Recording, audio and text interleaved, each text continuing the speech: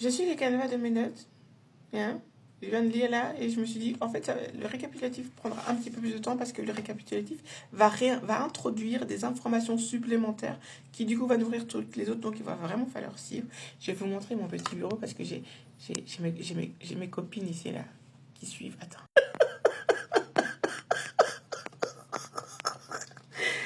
Je vous présente Out Air et mon pote l'éléphant. T'as vu? T'as vu? Ils étaient là, je voulais que je vous les montre, c'est incroyable. Voilà. Dans leur récapitulatif, donc on va faire un petit saut dans l'alphabet démotique égyptien. Donc vous avez ici donc l'alphabet kémite. Donc ici c'est au moins 3200 before Jean-Claude. Donc vous avez ceci et ici. Ça va être très intéressant. On va prendre 4 choses. 4 choses pour illustrer que la définition que je donne des symboles de manière générale, donc ici là concernant les comptes, est bien juste. Vous avez ici la lettre A, première lettre de l'alphabet kémitique, qui ressemble à une tête de vache, parce qu'elle est la première. Et la dernière aussi, mais ici j'ai pas... c'est un screenshot que j'ai fait d'une conférence en ligne. Ah, s'il vous plaît. Et donc du coup, qui correspond bien à la lettre A. A, dans l'alphabet grec, c'est l'alpha. Ça, c'est certain. Elle est l'alpha. C'est la vache qui est l'alpha. C'est écrit là, t'as vu. En fait, c'est pas très compliqué. Ensuite, vous avez la lettre H. Donc ici, c'est le symbole du brin de l'ADN. Ici, comme on peut le voir, le double brin qui va être associé à la lettre H. Dans l'alphabet scientifique chimie, qu'on appelle la nomenclature, la lettre H est associée à l'hydrogène. Donc, le double brin est associé à l'hydrogène. Et c'est effectivement le cas en chimie, puisque la nomenclature dit que, enfin, c'est peut-être pas forcément que dans la nomenclature, mais c'est dans les formules.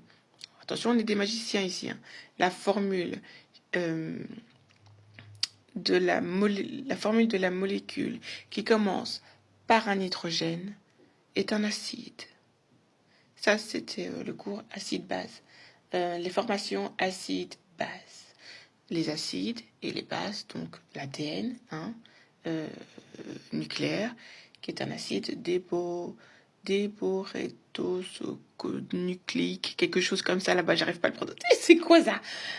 Donc, c'est 4 bases azotées, on est bien d'accord. Donc, formation acide-base, merci. Vous avez ici aussi... Ça, par contre, c'est une petite prouesse, subtilité. Je ne sais pas si je peux le faire, mais je vais le faire quand même, parce que je trouve ça assez comique. Donc, la main, le symbole, le médounéter qui symbolise la main, qui symbolise l'action. À chaque fois. Donc, l'action. Donc, l'énergie qui met en une énergie qui est de l'action. Va être associée à la lettre I. Que je trouve assez comique parce que, en fait, sur une application où j'apprends des mots d'autres langues, j'ai appris qu'en japonais, on disait Isha. Isha, c'est un médecin. La sainte patronne des médecins, c'est Sekhmet. Donc c'est un chat, c'est un gros chat. Donc Isha, ce serait le chat qui met en action. Je ne sais pas si je peux faire cette petite subtilité-là, mais je le fais quand même. Parce que Sekhmet est la sainte patronne des médecins. Donc des chats, des gros chats. À savoir que l'ancêtre de Sekhmet, l'ancienne représentation de Sekhmet, était représentée par le lynx.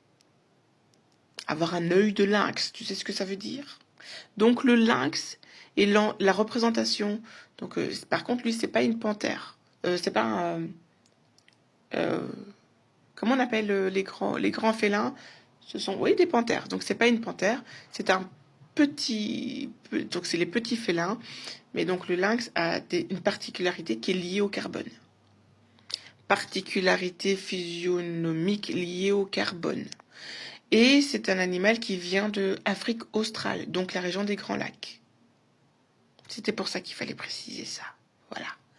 Ensuite, ici, vous avez donc le snake, le serpent. Donc l'alphabet qui date de plus de 5000 ans. Il représentait le serpent associé à la lettre N. Donc la lettre gréco-romaine, c'est associé à la lettre N.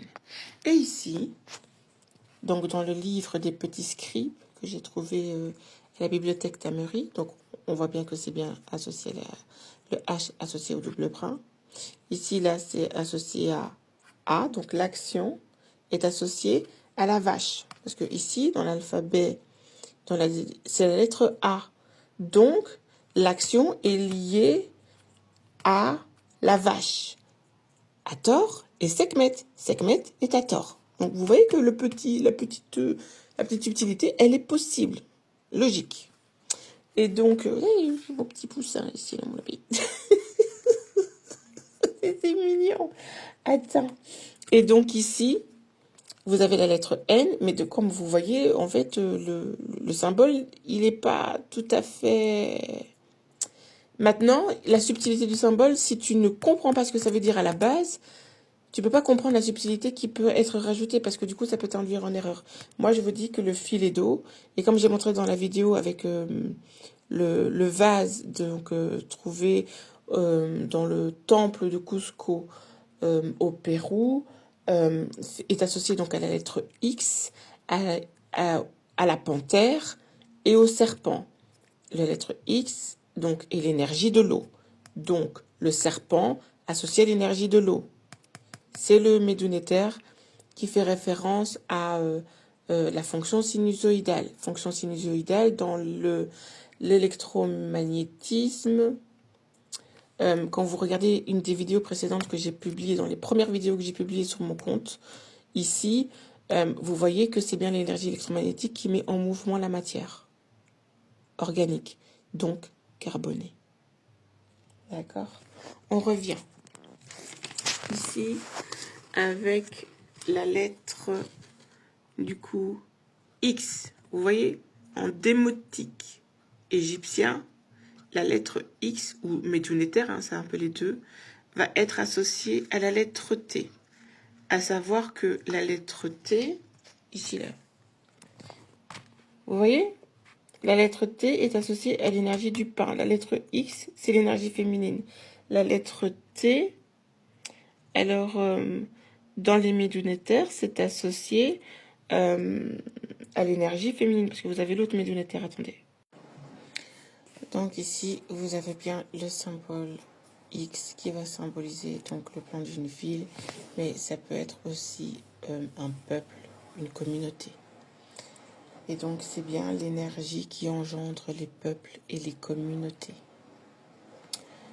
Voilà, donc qui engendre la matière. Et pour l'autre petite subtilité, ici vous avez le médunéter qui va être associé au poisson, qui va être associé à la lettre gréco-romaine, à la lettre X, et donc au chiffre 10, parce qu'en caractère gréco-romain, la lettre X est associée au 10. Le 10, c'est l'unité, parce qu'en médunéter, le petit pont ici, ils appellent ça, moi j'appelle ça, c'est un pont, c'est juste un pont, est associé à la lettre 10. Vous voyez, c'est logique en fait. Donc le pont est associé à la lettre 10.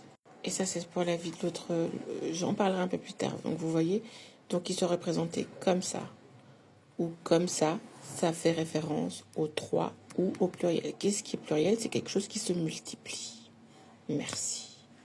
C'est pour ça que sur cette stèle, vous voyez donc les 3 traits ici et le drapeau qui veut dire Netcher. Donc elle est le triple Netcher. Vous avez le pain ici, donc il représente l'énergie féminine. Et donc ici vous avez la coupe, donc de la coupe d'Hathor.